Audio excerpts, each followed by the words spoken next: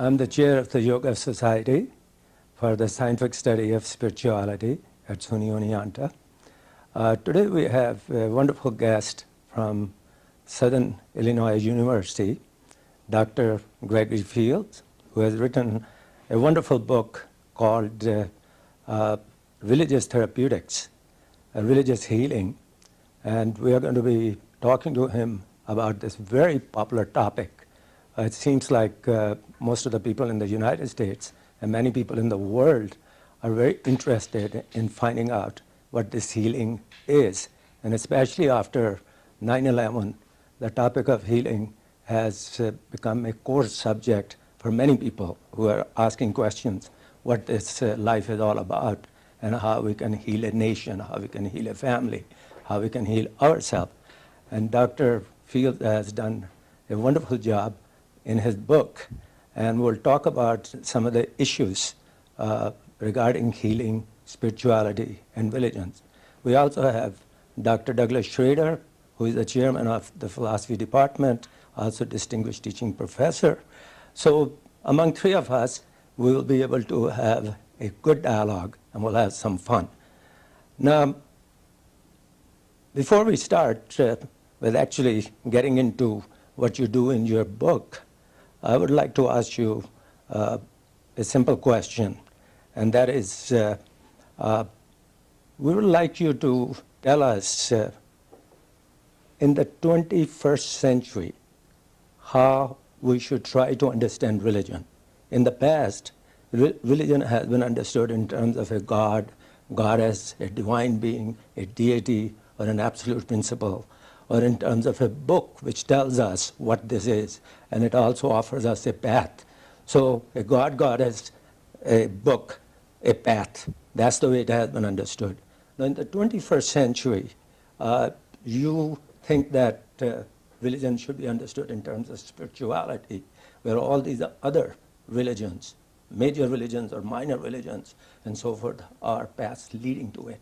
So let us know what do you think the kind of trend there should be in the 21st century as far as religion is concerned. First of all, Ashok, thank you for inviting me to SUNY Oneonta, and Doug, thank you. Our pleasure. It's an honor to be here. And I think I'd first like to talk about the meaning of religion and the meaning of spirituality, their relationship. Religion, of course, is from the Latin religare, ligare to connect, like the word ligament, and back to connect back to what? To something greater than ourselves, to a source, a principle of order and harmony and goodness. When I use the word religion, I refer to organized systems that human beings have established to respond to what is sacred. We can call this the divine, but really that is too narrow. There are religious traditions in the world that we would certainly call religions, as you know, that are atheistic. Buddhism, and also from India, the Jain tradition. Right. Yes. Spirituality, on the other hand, in my view, concerns a more personal experience and response to what is divine or sacred, absolute, ultimate. Spirituality I see as a person's recognition of something that is powerful, that is good, that has as its nature and its power ordering principles for harmony and for well-being. And that is the link with healing, spirituality and healing, which concern order, not chaos, well-being, not suffering, integration, not fragmentation.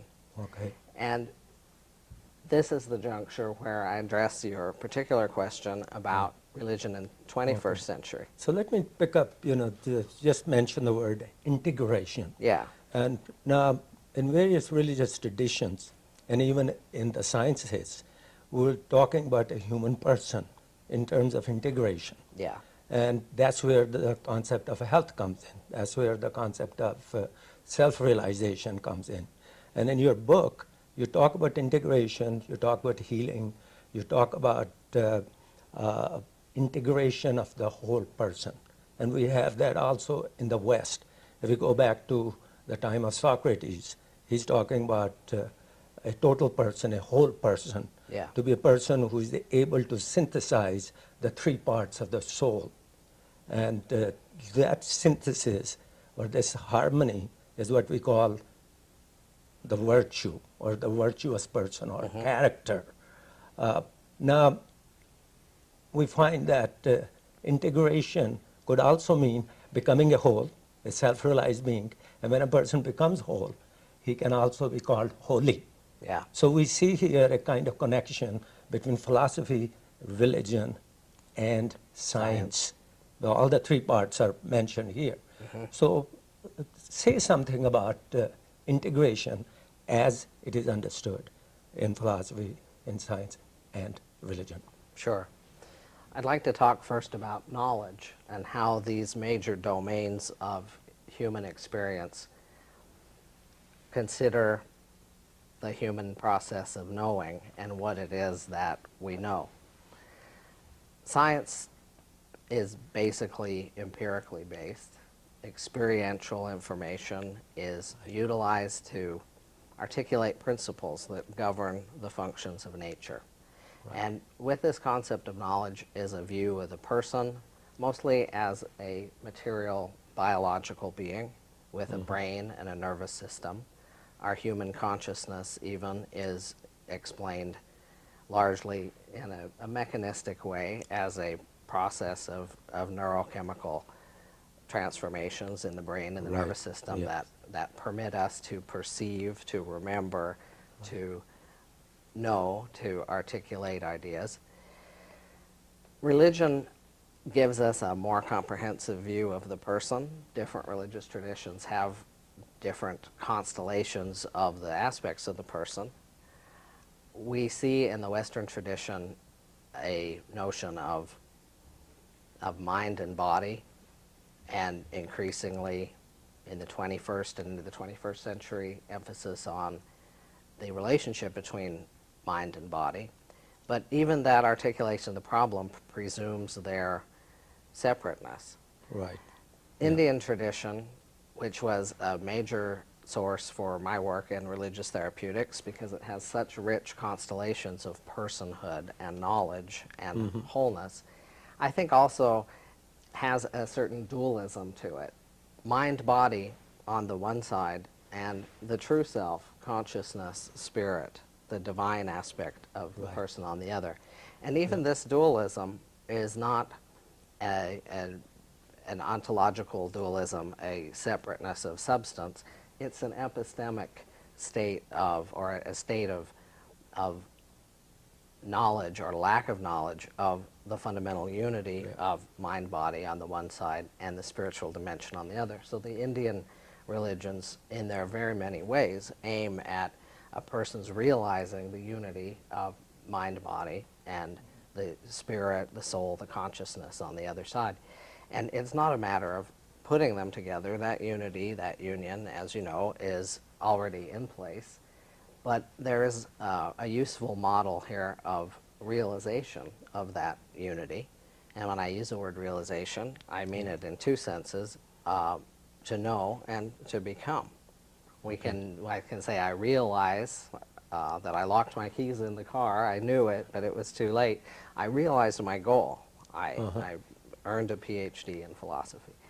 So to become is to realize one's true self-nature and attain a freedom from the limitations and the sufferings of one's ordinary human condition. This is something that religion offers that shows a bigger conception of personhood than that of science.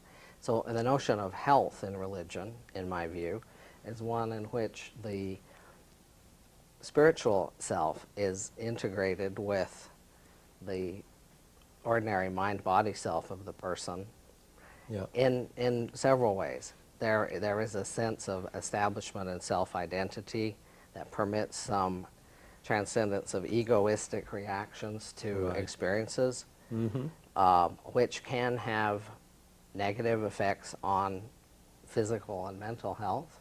We know when people are distressed, they can release cortisol. Cortisol interferes with the functioning of the immune system. A person who meditates, a person who prays, a person who participates in a religious community or spiritual practices has therefore a more integrated set of capacities as a person. I'd like to come back, if we could, to the difference between and the relationship between religion and spirituality. A fairly sizable number of students in my philosophy of religion class will say, even without being directly asked, that they are not religious, but they are spiritual. In my philosophy of life and death class, one of the texts that I have students read is the Dalai Lama's Ethics for a New Millennium. And in that book, the Dalai Lama argues that what we need is a spiritual revolution, not a religious revolution. He argues that people need religion, but it's okay to have many religions, and in fact he refers to them as medicines for the human spirit. And that since there are different conditions or ailments that we may be affected with, and indeed even if we're affected with the same ailment, that you may respond to one medication differently than I will, that we shouldn't expect to find a unity of religion per se. However, when it comes to the level of the human spirit, he argues there is no such difference. There's no difference between the Christian and the Buddhist, the Jew, the Muslim, and so on. Now, you've titled your book Religious Therapeutics. I can imagine it with the title Spiritual Therapeutics. What's the difference? How would it have been a different book? As I discussed earlier, religion, to my mind, is more the organized systems of responding to the spiritual. And in fact, the book could have been just as easily titled Spiritual Therapeutics. And perhaps my choice of the word religious was simply to establish a serious context that I'm not referring to spirituality lightly taken or diluted or distorted forms of ancient and profound religious traditions that so not so much New Age as established traditions. Yeah. And we spoke also of religion in the 21st century. Right. And to go back to that, it connects with your question, Doug, about spirituality and religion. In this time of our history, there is global consciousness, knowledge about traditions across the world, instantaneous communication through satellite television, through internet, through cell phones. We're much more aware of what goes on in different cultures and traditions throughout the world. We have knowledge of global interdependence economically, politically. We have experience and knowledge and anxiety about divisiveness and conflict and extreme violence that concerns nations and cultures and religions. And so religion, at this time in our history, perhaps needs to be reevaluated and recast because it does carry connotations of established systems that are mutually incompatible. It does evoke our awareness of the divisiveness that has occurred as individuals identify at really an egoistic level with a particular tradition and its specific rituals and beliefs. Right. The Dalai Lama is pointing out that spirituality, in a healthy sense, evokes and embodies what is truly healing about religious knowledge and practice that is universal to the different traditions. We see that when students take a world religions class, they may often say, oh, all the religions are really saying the same thing. And in fact, I believe they're not, and the students often by the end of the semester or later in their studies do recognize that in fact the world religions are not saying the same thing about the way they understand personhood, the divine or absolute, the proper relationship of the person with the absolute, with the human community. They have different diagnoses of the human condition.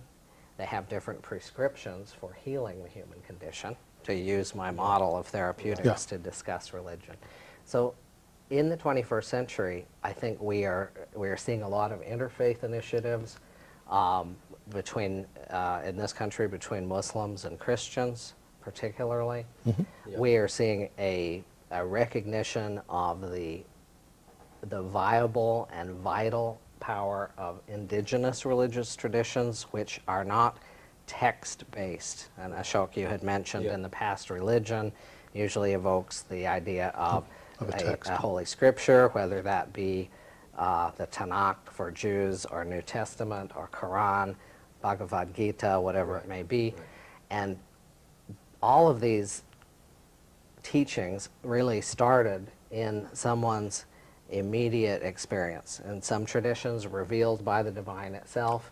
In others, somehow realized or received by sages, by holy people who gave these teachings for the good of the community, so people could heal their spirits, you could say, heal their emotions, heal the fragmentation between self and the divine, the source. Right.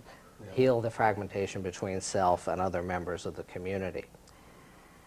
So spirituality in the 21st century, interreligious dialogue, I think will focus on what the Dalai Lama is describing in Ethics for a New Millennium as the medicinal power of spiritual practice to integrate the nature of the individual and to bring about a more harmonious and well-working relationship between the powers that exist even in one individual and then among members of the human community, broadly conceived, not in a divisively conceived using religion as a way to establish groups that are at odds. Yeah, but I think that's a good way of, I think that's a good way of putting it.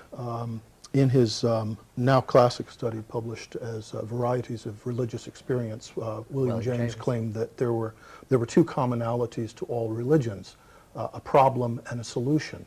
The problem being that something's wrong here, and the solution being some sort of communion or reunion, unification, possibly mystical, possibly through ritual, with something greater than, more original than ourselves. Now, I know you've studied the Native American traditions, and the very fact that we typically speak of them as traditions rather than religions reflects in part the lack of the scriptural basis and things of that sort. A number of my students, again, going back to how they see themselves, will say that their attitude is more like that of Native Americans, that they didn't have religions, that what they had was a type of spirituality, and that all of the traditions that were associated with it, the rituals and so on, were to serve that, not some disembodied God sitting on a rocking chair somewhere in the distant ethereal universe. Lived traditions. So if you would, tell us a little bit about your work with the Native Americans and what you learned from the study of those traditions that we might not as readily pick up from the traditions that most people think of when they think of religions. Sure. Indigenous American traditions are sometimes called oral traditions, and this is to distinguish them from religious traditions based on a text. I appreciate the sentiment, but I think we can go a step further, and I call them lived traditions to convey something more of the holism of the prescriptions that are given in these life ways for how to care for one's own body and mind and spirit with respect. From that basis, to give respect, to have genuine respect, to show that respect to all other living beings, to human beings, divine beings, to the living things of the earth, to the elements of the earth which contain the life force. I remember the first sweat lodge I attended with Lakota or Sioux people, and I remember going out to the lodge grounds where the fire was burning to heat up the rocks, and all these gentlemen with their long black hair, and I felt like I was hundreds of years back in history, if not thousands. Right. It was very primeval, and had some anxiety about going in the lodge, and some of these men were saying, you know, it's really hot in there. And I said, yeah, I know, but I want to do this. And I remember being in there, and the gentleman leading the lodge, the one who pours the water to make the steam and the one who conducts the ceremony, when he prayed, when he gave thanks, he thanked the trees who gave their lives to make the frame of the lodge. He thanked, and he calls these the standing people, the trees. And he acknowledged the winged people, the birds and the four-legged people, and he thanked all the human persons who were there, who had worked to make the lodge and make the ceremony possible so we could come there and pray and sing together. And when I listened to the people pray as we went in turn, I was amazed that I heard prayers from some of the ladies for someone they met at the mall whose son had leukemia. Well, let's pray for this family. And I thought, okay, this is what is meant when the Lakota people at the end of their prayer, the end of the song, they say the invocation, Mitakuyeasi, all my relations, or all my relatives. And my relatives then are not just the people that I know and love, but the members of the community of living things. Living things. We hosted Wallace H. Black Elk at near the University of Hawaii in the university community in the early 90s. And I remember his talking about being in the woods and how the plants communicate with one another through the... He speaks the languages of our civilization, which he calls the medical, the psychological, the legal, and the scientific languages. And he said, I was happy knowing that I was there related to them. And he spoke about the oxygen, carbon dioxide transfer. He's receiving life breath as the plants exhale. I've worked also particularly with native Northwest Coast traditions. And in that context, my research currently involves medicine songs and medicine teachings. And I think American Indian traditions are so terrific for understanding the relationship between healing and spirituality. When we say medicine woman or medicine man, it evokes for people the understanding of a person who works with healing powers, but is a spiritual person. And there are designations of specific healing people who may work with healing herbal medicines, midwifery, setting bones, and so forth. But all these are within the context of spiritual healing, and many of those practitioners do their healing work ceremonially, and is believed in the Northwest Coast that even the songs have a healing power. Let me please. ask you, we have 5 minutes left. So, now, when we are thinking about religion in terms of spirituality, we are also thinking about the concept of healing. Now, the concept of healing is common to all the major religions or all the other religions, whether we want to call them minor and so forth. But concept of healing is also there in the medical science. So what I would like you to tell us is how the concept of healing can be compared and contrasted among various religions, and also taking that as a kind of standard and compare it with the way the scientists, the medical scientists or doctors look at it. So is there some kind of commonality there? Okay. Let's look at a few of the major world religions, and you can help me out here with some observations about the healing properties. Go back to ancient times, Persia, the Zoroastrian tradition, Zardushtri. There's a goal there that in the afterlife, Frashokherati, healing, a state of health, of well-being. In the afterlife, there will be no suffering. Judaism, major tradition for inquiry into religious therapeutics. The body is God-given, it is sacred, it is to be properly enjoyed, to have food, wine, to have marital relations with one's spouse, even on the Sabbath. These are holy things. And in Judaism, there's great emphasis on the importance of health in the codes in Leviticus about how to maintain health. Also, the spiritual importance of of restoring health. There's a mitzvah or commandment.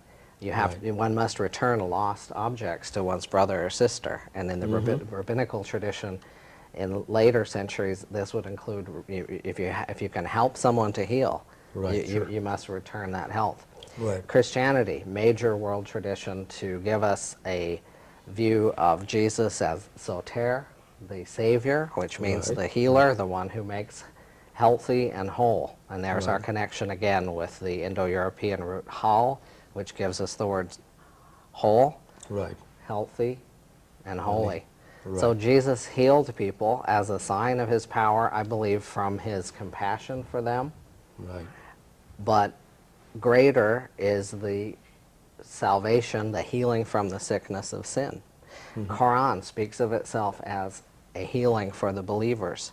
So in any world tradition, in my view, where James finds problem and solution, I find a diagnosis and a prescription. But also, in yoga. Of course. And say something about yoga, and then try to connect it to how healing is understood in the science. In medical science. Okay. I think I would go back to the notion of the person here. Medical science treats a physical body and a mind, which it generally regards in a materialistic way. And medical science has a notion of normality. This is philosophical notion of health also. Normality can be measured in different ways. For instance, deviation from a statistical norm. One's blood panel is this or that factor is abnormal in respect of statistical ranges. Normality also can connote what is considered standard, appropriate, and conventional, which even has an element of social value. Homosexuality was regarded as abnormal, unhealthy in earlier years. Nowadays, in medical terms, has a notion. Thank you. Is because of considerations of value. Just to say that value is not lacking in the scientific notion of what is healthy. Okay, so in religious terms, in yoga, which I think is such an outstanding religious tradition or spiritual tradition, if you will, to understand relation of mind, body, and spirit, yuj is to yoke in Sanskrit. So what is being yoked? The intro textbooks will say person and God, but it's nowhere near that simple. This is the model for our understanding religion in the 21st century, the yoga model. We integrate the aspects of the self. We integrate in our embodied state with other beings in the social environment and with the divine of the nature of consciousness.